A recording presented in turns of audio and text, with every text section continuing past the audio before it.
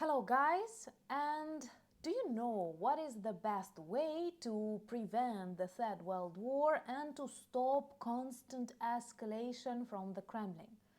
You are right, to defeat and demilitarize the Russian Federation.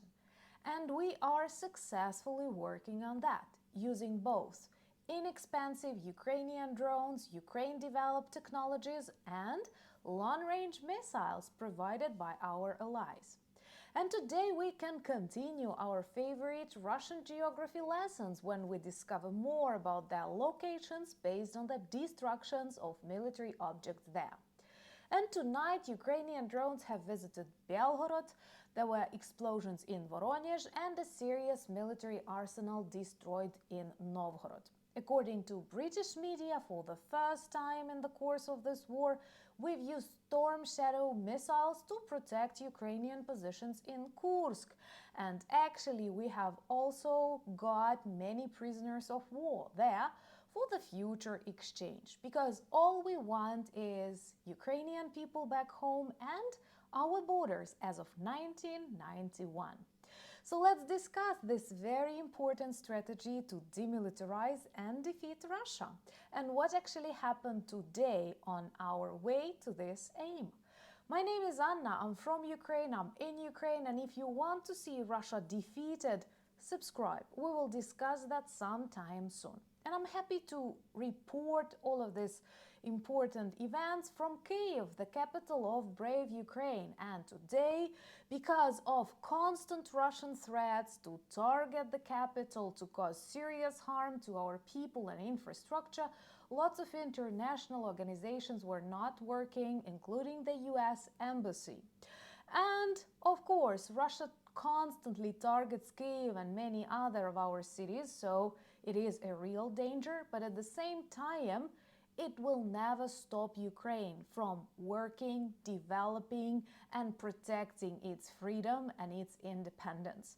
So I was happy to see that in times when many embassies were not working, Kyiv schools, Kyiv cafes, and even shops were working. And the only way to prevent such attacks is to demilitarize Russia. So Ukrainian drones visited a big military plant in Belgorod region, which is the region that often suffers from Russian bombs dropped on its own territory, and this has happened today too, once again, I don't know, 100th time. But our drones worked on a legitimate military object, and that is a plant responsible for the production of military cargo drones that can carry explosives and other stuff for the Russian army. So by destroying it, we actually paralyzed some of the Russian logistics. Another important strike was in Novgorod region, where they have a very big military arsenal that had lots of various instruments of war and terror, including various artillery shells, including missiles for Grad, Smerch, Uragan, Iskander. I had to put down the list of these evil names, and lots of Korean missiles, because you know North Korea is a full-time fighter in this war, starting from the soldiers and generals that they've supplied to fight in this war and finishing with their missiles. But it is a great mistake of Putin because I think it was one of the reasons that actually pushed our allies to allow Ukraine to use long-range missiles. And this is important because I am sure you have clearly noticed that all Ukraine wants is its legitimate, internationally recognized borders and its citizens healthy and alive.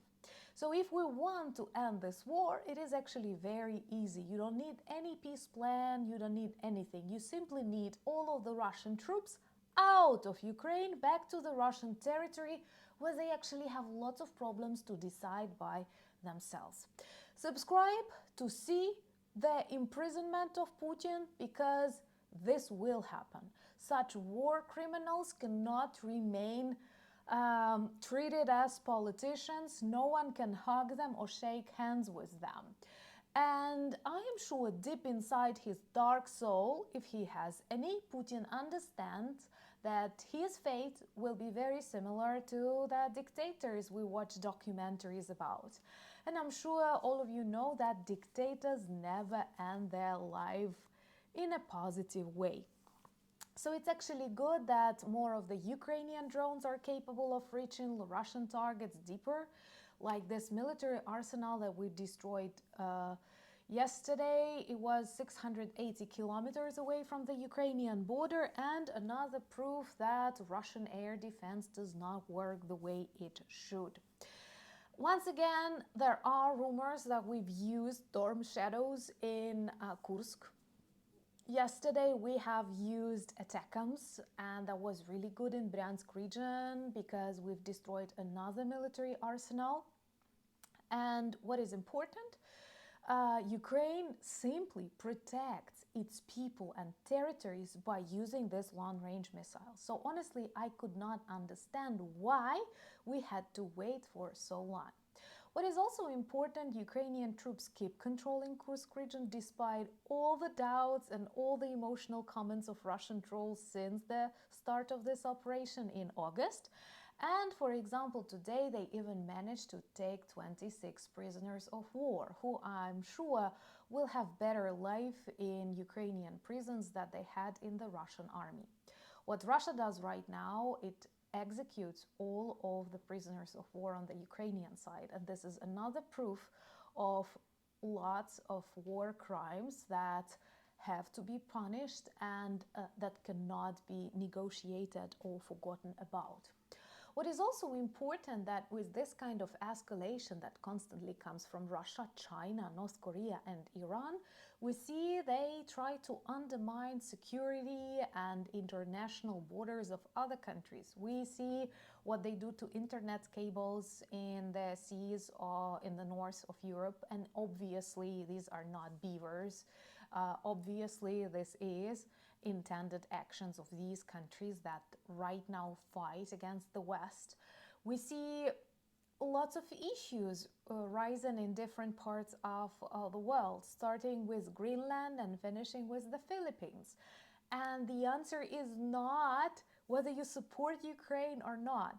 Ukraine is a battlefield, and the war, unfortunately, is already much bigger.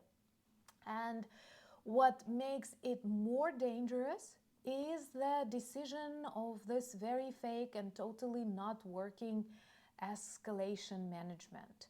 When with criminals, with maniacs, with people like Putin, the only language they understand is force, power, strength, and long-range missiles. I do like the way Zelensky says that missiles speak better than any other arguments with Russia because, come on, I can give you a list of 10 documents just in 1 minute that Russia has violated, and I see no reason to continue signing such papers.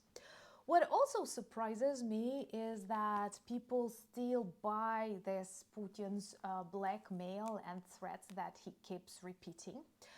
Because I received so many emails from you good people who are worried about me in Kyiv and that something bad will happen. It happens all the time in Ukraine, but we need to win this war. Otherwise, there is no Ukraine, there is no Ukrainian people, nothing. So to save the nation, we need to win this war and not to pause this war, not to start talking with people who came to kill us.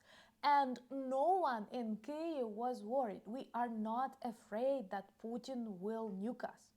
Honestly. So stop being afraid for us and making decisions we do not accept instead of us because you think we want that. No, all we want is the defeat, demilitarization of Russia, Ukrainian border 1991, and Ukraine in NATO. I'm sorry, that's the plan, and it will be like that. We are Ukrainians, we've surprised the world at the start of the full-scale invasion, and we will surprise you now. And I know you know, so please share these videos on your social media platforms for those who doubt, and keep playing according to the Russian rules.